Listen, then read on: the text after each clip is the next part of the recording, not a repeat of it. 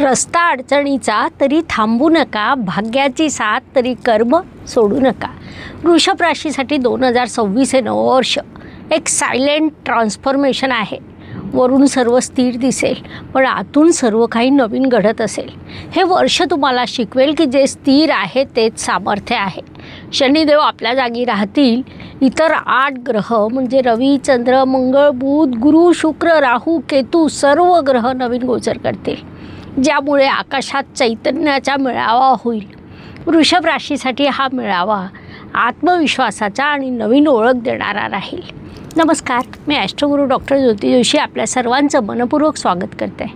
सर्वप्रथम तुम्हाला येणाऱ्या 2026 या इंग्रजी नववर्षाच्या हार्दिक शुभेच्छा.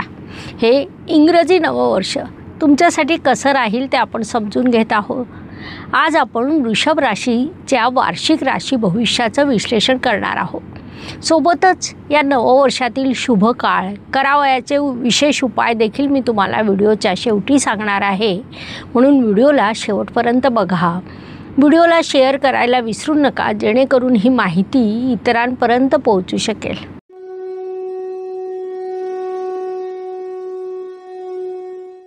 नववर्षाची चाहूल लागली की ज्योतिषप्रेमींकडून वार्षिक राशी भविष्यांची मोठ्या प्रमाणात मागणी होत असते. येणारं नववर्ष आपल्यासाठी कसं राहील, वर्षातील कोणता काळ आपल्यासाठी शुभ आहे, कोणत्या काळात सावध राहायला हवं, अशा अनेक गोष्टी समजून घेण्यासाठी सर्वजण उत्सुक असतात. आपण दरवर्षी वार्षिक राशी भविष्यातून या गोष्टींचं विश्लेषण करीत असतो. त्यानुसार आजच्या भागात सर्वप्रथम वृषभ राशीविषयी थोडक्यात माहिती समजून घेऊया. श्रमिक लोकांची राशी म्हणून वृषभ राशीची ओळख आहे. थोडक्यात या राशीचे लोक कर्मप्रधान असतात. ही पृथ्वी तत्वाची रास असून शुक्रदेव तिचे स्वामी आहेत. वृषभ म्हणजे बैल होय, जो अत्यंत कष्टकरी प्राणी म्हणून ओळखला जातो. बैलाचे गुण म्हणजे शक्तिमान, कष्ट करणारा, कामसू आदी वैशिष्ट्ये त्यातून अभिप्रेत होतात. कर्मप्रधान लोकांची राशी असली तरी हे लोक थोडे निष्काळजी असतात. हा निष्काळजीपणा अति कामातून होत असतो. राशीस्वामी शुक्र असल्यामुळे या राशीचे लोक दिसायला अत्यंत सुंदर, रुबाबदार, सुदृढ शरीरयष्टीचे असतात. शुक्रावरून माणसाचं शील व चारित्र्य बघितलं जातं, कारण तो भोगविलासाचा देखील ग्रह आहे. श्रमिकाची रास असल्यामुळे ते शारीरिक कष्टाची कामं करायला अजिबात घाबरत नाही. रिकामं बसून राहणं या लोकांना आवडत नाही. नेहमी कुठल्या ना कुठल्या कामात स्वतःला व्यस्त ठेवणं हा त्यांचा गुणधर्म असतो. तर अशा वृषभ राशीसाठी 2026 कसं राहील ते आपण समजून घेऊया. 2026 हे नववर्ष एक सायलेंट ट्रान्सफॉर्मेशन आहे. वरून सर्व स्थिर दिसेल, आतून सर्व काही घडत असेल. हे वर्ष तुम्हाला शिकवेल की जे स्थिर आहे ते सामर्थ्य आहे. शनिदेव आपल्या जागी स्थिर राहतील. इतर 8 ग्रह म्हणजे रवी, चंद्र, मंगळ, बुध, गुरु, शुक्र, राहू आणि केतू नवीन गोचर करतील, ज्यामुळे आकाशात चैतन्याचा मेळावा होईल. वृषभ राशीसाठी हा मेळावा आत्मविश्वासाचा आणि नवीन ओळख देणारा राहील. उपनिषदात एक छानसा प्रसंग आहे की एकदा वारा पर्वताला विचारतो, तू शांत कसा राहू शकतो? मी दररोज तुला ढकलण्याचा प्रयत्न करतो, पण तू जागेवरून हलत नाही. त्यावर पर्वत असून म्हणतो, मी शांत आहे कारण माझं मूळ जमिनीत आहे. मला माहिती आहे की तू जातोस आणि मी राहतो. वृषभ राशीसाठी उपनिषदातील ही कथा लागू होते. त्यानुसार 2026 या नववर्षात वारे वाहतील, बदलांचे, भावनांचे, प्रवासाचे, पण स्थैर्य आणि मूल्य हे तुमचे मूळ गुण तुम्हाला मजबूत ठेवतील. 2026 या नववर्षात घडणाऱ्या मोठ्या आणि विशेष घटनांचा विचार केला असता सगळ्यात आधी आपल्याला गुरुदेवांचं गोचर समजून घ्यावं लागेल. वर्षाच्या सुरुवातीला गुरुदेव तुमच्या धनस्थानात विराजमान आहे, ज्यामुळे तुम्हाला आर्थिक स्थैर्य मिळेल, बचत वाढेल, गुंतवणुकीतून शुभ फळं मिळतील. 2 जून 2026 रोजी गुरुदेव तुमच्या परिश्रम स्थानात जाऊन उच्चीचे होतील. तेव्हा ते तुम्हाला सांगतील की कमाई ही केवळ पैशांमध्ये नाही तर प्रतिष्ठेत देखील असते. तुमचं नाव, तुमचं काम, तुमची प्रतिष्ठा सर्व एका तेजाने झळकणार आहे. 31 ऑक्टोबर रोजी गुरुदेव पुन्हा राशी परिवर्तन करून तुमच्या सुखस्थानात येतील. तेथून देखील तुम्हाला अत्यंत शुभ प्रभाव प्राप्त होतील. वास्तुयोग, वाहनयोग, घरातून सुखशांतीचे योग ते निर्माण करतील. थोडक्यात गुरुदेव या नववर्षात चक्क 3 वेळेस राशी परिवर्तन करणार असून 3 वेगवेगळ्या राशींमधून त्यांचं भ्रमण सुरू राहणार आहे. मिथुन, कर्क, सिंह रास म्हणजे तुमच्या द्वितीय, तृतीय आणि चतुर्थ या 3 स्थानांमधून त्यांचं भ्रमण होणार आहे. पुढील महत्त्वपूर्ण घटना म्हणजे राहू केतूचं परिवर्तन होय. वर्षाच्या शेवटी म्हणजे 5 डिसेंबर रोजी राहू आणि केतू राशी परिवर्तन करतील. वृषभ राशीच्या जातकांसाठी हा आध्यात्मिक जागृतीचा काळ असेल. जीवनात खोल अर्थाकडे तुमचं मन ओढ घेईल. एखादं जुनं नातं सुटेल, पण त्या जागेवर नवीन अधिक प्रगल्भ नातं तयार होईल. संपूर्ण वर्षभर राहू कुंभ राशीत म्हणजे तुमच्या दशम स्थानात विराजमान आहे. केतू ग्रह सिंह राशीत म्हणजे तुमच्या चतुर्थ स्थानात विराजमान आहे. दशम स्थानातील राहू तुम्हाला सांगतोय जे घडवायचं आहे ते विश्वासाने घडव. चतुर्थ स्थानातील केतू तुम्हाला सांगतोय जे सोडायचं आहे ते धाडसाने सोड. वर्षाच्या शेवटी चतुर्थ स्थानातून तृतीय स्थानात प्रवेश करणारा केतू तुम्हाला सांगेन की आता जुने नातेसंबंध सोडण्याची वेळ आली आहे. राहू ग्रह दशम स्थानातून तुमच्या भाग्यस्थानात प्रवेश करेल. तोपर्यंत दशम स्थानातील राहू तुमच्यासाठी अनेक शुभसंधी निर्माण करेल. तुमची प्रगती घडून येईल. मात्र भाग्यस्थानात आल्यावर राहू तुम्हाला सांगेल की अधिकचा मोह करू नका, कुठल्याही गोष्टीचा हव्यास करू नका. जसं मी तुम्हाला आधी सांगितलं, वर्षाच्या सुरुवातीला 2 जूनपर्यंत गुरुदेव मिथुन राशीत म्हणजे तुमच्या धनस्थानात विराजमान आहे. त्यामुळे जानेवारी ते जूनपर्यंत तुमच्या गुंतवणुकीची दिशा योग्य राहील. जून ते ऑक्टोबर या काळात तुम्हाला फळ मिळेल. नोव्हेंबर डिसेंबरमध्ये वास्तू वाहनाचे शुभयोग निर्माण होतील. तुम्ही आपल्या घरातील आग्नेय कोपऱ्याला स्वच्छ ठेवलं पाहिजे. तिथे छोटा तांब्याचा कळस ठेवा. त्यामुळे शुक्र ग्रह तुमच्यावर प्रसन्न राहील. त्याचे अत्यंत शुभ परिणाम प्राप्त होतील हे लक्षात घ्या. 2026मध्ये वृषभ जातकांचं मन अधिक भावनिक होईल. नात्यामध्ये स्थैर्य येईल, परंतु जवळीक वाढवण्यासाठी तुम्हाला वेळ द्यावा लागेल. विवाह इच्छुक वधूवरांसाठी जून ते ऑक्टोबरचा काळ शुभ आहे. त्यात संतती योग प्रबळ आहे. प्रेमवीरांनी या काळात प्रामाणिकपणा ठेवावा, कारण हे सर्व विश्व तपासणार आहे. आरोग्याच्या दृष्टीने आपण जेव्हा विचार करतो तेव्हा छोट्या छोट्या गोष्टी शरीराला लागू असतात, ज्या बदलत्या वातावरणानुसार शरीरावर विपरीत परिणाम देखील करू शकतात. मात्र वर्षातील काही ठराविक असा काळ असतो की ज्यात आपण आरोग्यविषयक काही समस्यांचा सामना करतो.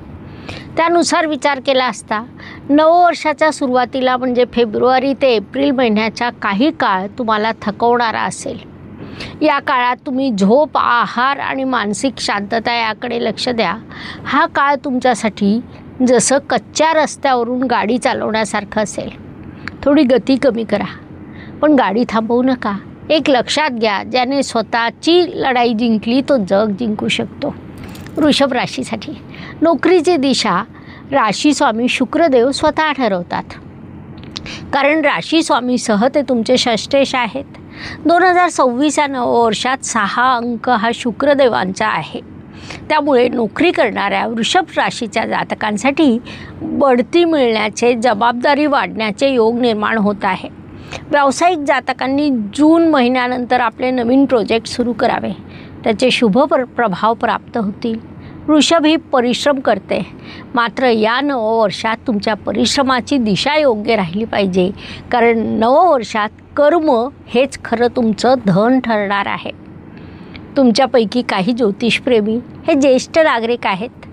जर असतील तर त्यांच्यासाठी अत्यंत आनंदाची बातमी. ती म्हणजे ज्येष्ठ नागरिकांसाठी नववर्ष मनशांती देणारं राहील. ध्यान, प्रवास, आध्यात्मिक शिबिर अशा सर्व गोष्टी तुमच्यासाठी लाभदायक ठरतील. आयुष्यातील अनुभवांचा उपयोग करून तुम्ही आपल्या नात्यांना स्थिरता देण्याचा प्रयत्न करा, ते योग्य राहील. भाग्यावर विश्वास ठेवणाऱ्या वृषभ राशीच्या जातकांनो, हे नववर्ष तुमच्यासाठी अत्यंत भाग्यवर्धक राहणार आहे. या काळात भाग्य तुमच्या बाजूने उभं राहील. जुन्या प्रयत्नांची फळं तुम्हाला प्राप्त होईल.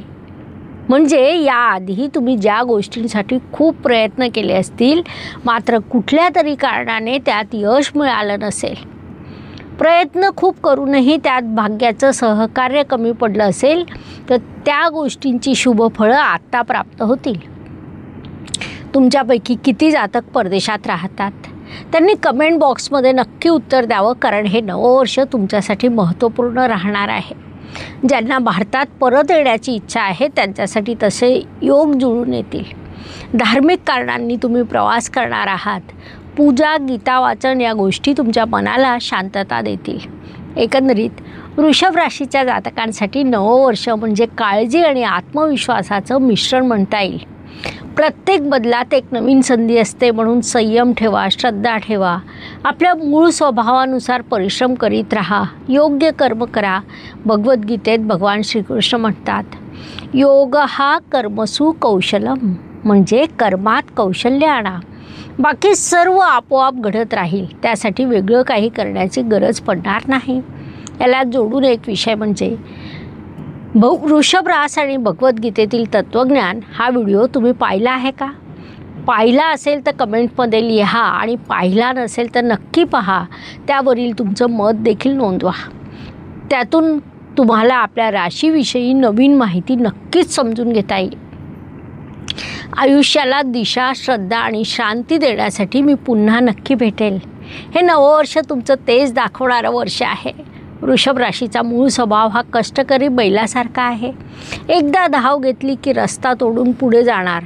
किंबहुना वृषभ राशीला थांबवणं म्हणजे सूर्यावर पाणी टाकण्याचा अट्टहास करण्यासारखं आहे, असं देखील आपण म्हणू शकतो. वेदांमध्ये एक कथा आहे. एकदा एक साधू महाराज नदीच्या किनाऱ्यावर ध्यान करत बसलेले असतात. त्यांचं लक्ष एका वृषभाकडे जातं की जो दिवसभर शेती नांगरत होता. थोडासाही थांबत नव्हता. मात्र संध्याकाळी थकलेला तो कष्टकरी बैल सावलीत बसला. तो म्हणत होता की मी माझं कर्तव्य केलं. त्यातून साधू महाराजांना बोध झाला. ते हसून म्हणाले की हाच तर योग आहे. परिणामांचा विचार न करता कर्म करीत राहा. ज्योतिषप्रेमींनो, हीच खरी वृषभ राशीची शक्ती आहे. स्थैर्य म्हणजे विजयाचा पाया असतो. 2026 या नववर्षात वृषभ राशीसाठी यशाचं सूत्र म्हणजे शांत राहा पण थांबू नका. कर्म करा पण अपेक्षा कमी ठेवा. धन, नाती आणि आरोग्य संतुलित ठेवण्याचा प्रयत्न करा. तेच तुमच्यासाठी लाभदायक राहील. शुभ काळाच्या दृष्टीने वृषभ राशीसाठी जातकांच्या वर्षाच्या सुरुवातीला म्हणजे जानेवारी महिन्याचा 3रा आणि 4था आठवडा, संपूर्ण मे महिना, जून महिन्यातील पहिला आठवडा, ऑगस्ट महिन्यातील शेवटचा आठवडा आणि सप्टेंबर महिन्यातील पहिला आठवडा शुभ राहील. अशुभ काळाच्या दृष्टीने मार्च महिन्याचा शेवटचा आठवडा, एप्रिल महिन्याचा पहिला आठवडा, डिसेंबर महिन्याचा दुसरा 15वाडा थोडा अशुभ राहील. हे शुभ अशुभ असे दोन्ही कालखंड लक्षात घेऊन तुम्ही या वर्षातील महत्त्वपूर्ण कामांचं नियोजन करा. प्रत्येक महिन्याला किंवा वर्षाला राशीनुसार उपाय सांगतो. मात्र 2026 हे नववर्ष मुळातच वेगळं आहे. या वर्षात शनिदेव सोडून इतर 8 ग्रह राशी परिवर्तन करतील. प्रचंड मोठे बदल या वर्षात अपेक्षित आहेत. 2025 हे केव्हा आलं आणि केव्हा गेलं ते कळलं देखील नाही. त्याहीपेक्षा 2026 हे अधिक वेगात जाईल. यात अनेक घटनांचा भडीमार असेल. नैसर्गिक आणि कृत्रिम संकट असतील. म्हणूनच या काळात काही उपाय अत्यंत महत्त्वपूर्ण ठरणार आहेत, जे मी तुम्हाला आता सांगणार आहे. अंकशास्त्रानुसार 2026 हे वर्ष रवी ग्रहाच्या अखत्यारीत येईल, कारण यातील अंकांची बेरीज 10 येत असल्यामुळे सूर्याच्या सकारात्मकतेला थोडं अधिक वळण येतं. आत्मविश्वास हा ओव्हर कॉन्फिडन्समध्ये जातो, तर अधिकार हा मी सर्व काही या मानसिकतेवर जातो. अंकशास्त्राचं सविस्तर विश्लेषण मी लवकरच तुमच्या अंकाप्रमाणे राशी भविष्य सांगत असताना करणार आहे. मात्र उपायांचा विचार केला असता रवी म्हणजे 1, चंद्र 2, शुक्र 6 आणि शनी 8 यांचा विचार करावा लागेल, कारण आपण बोलताना अनेक वेळा 26 असं देखील म्हणतो. ब्रेसलेट परिधान करणं हा एक खूप चांगला उपाय मानला जातो. यामध्ये तिहेरी संरक्षण ब्रेसलेट याबाबत सांगायचं झाल्यास शारीरिक आजार बरे होऊन उत्साह वाढतो. ट्रिपल प्रोटेक्शन म्हणजे तिहेरी संरक्षण हे ब्रेसलेट परिधान केल्यानंतर आश्चर्यकारक अनुभव येत असल्याचा दावा केला जातो. हे ब्रेसलेट ध्यान, ऊर्जा, उपचार, मानसिक कार्य यासारख्या आध्यात्मिक पद्धतीमध्ये संरक्षण करायला मदत करतं. नकारात्मक ऊर्जा किंवा घटकांचा आपल्यामध्ये शिरकाव होऊ देत नाही. खोलवर झालेल्या भावनिक जखमा, आघात, दुःख ओळखून आणि त्यातून बाहेर पडण्यास मदत करतं. ट्रिपल प्रोटेक्शन हे ब्रेसलेट शारीरिक उपचार आणि चैतन्य वाढवण्यास योगदान देतं. त्यातील टायगर आय प्रतिकार क्षमता वाढवतं. हेमेटाइट ब्रेसलेट शरीरातील ऑक्सिजनची मात्रा वाढवत असल्याचं सांगितलं जातं. या ब्रेसलेटमध्ये असणारा टायगर आय स्टोन प्रतिकार क्षमता वाढवत असल्याचं मानलं जातं. याशिवाय या ब्रेसलेटमध्ये ब्लॅक ऑब्सिडियन देखील आहे, जो तणाव कमी करायला आणि शारीरिक विश्रांती मिळवायला सहकार्य करतो. एकंदरीत जीवनाच्या प्रत्येक टप्प्यात आणि अडचणीत तिहेरी ब्रेसलेट आत्मबळ वाढवत असल्याचं सांगितलं जातं. हे ब्रेसलेट घ्यायचं असल्यास ते ऑनलाईन उपलब्ध आहे. त्याची लिंक डिस्क्रिप्शन बॉक्समध्ये दिलेली आहे, तिथून ते तुम्ही मागवू शकता. शुक्रदेव हे तुमचे राशीस्वामी आहे, त्यामुळे साहजिकच त्यांचे शुभ प्रभाव तुम्हाला प्राप्त होतील. मात्र रविचंद्राने द्वंद्व निर्माण होईल, त्यामुळे तुम्ही दर शुक्रवारी देवीला पांढऱ्या रंगाची फुलं अर्पण करा. चंद्राला शांत ठेवण्यासाठी सोमवारी उपवास किंवा दुधाचं दान करा. रवीला शांत ठेवण्यासाठी रविवारी तांबड्या रंगाचे वस्त्र परिधान करा. तसंच संबंध आणि आर्थिक विषयात संयम राखा.